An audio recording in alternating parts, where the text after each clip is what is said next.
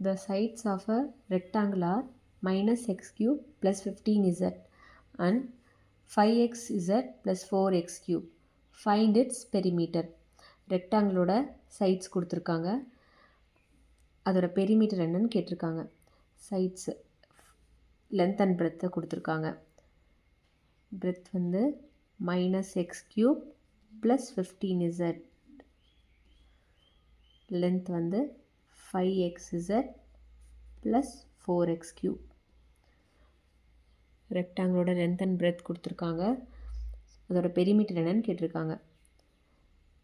length 5xz plus 4x cube, breadth minus x cube plus 15z.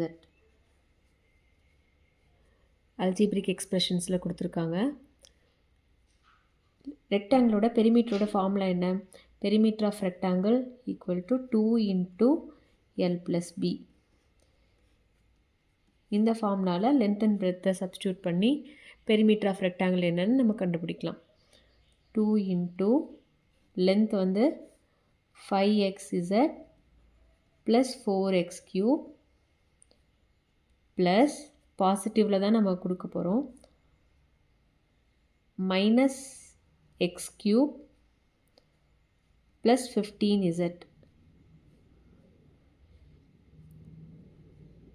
இது பாசிட்டிவில் plus இந்த breadth 2 into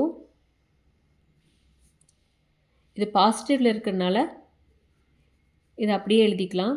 plus into minus minus x cube plus into plus plus 15z, 5xz plus 4x cube plus into minus minus x cube plus 15z, 2 into light terms எல்லாம் நம்ம simplify பண்ணிடலாம். X cube இது ரெண்டுமே same variable, இது ரெண்டையும் subtract பண்ணிக்கலாம்.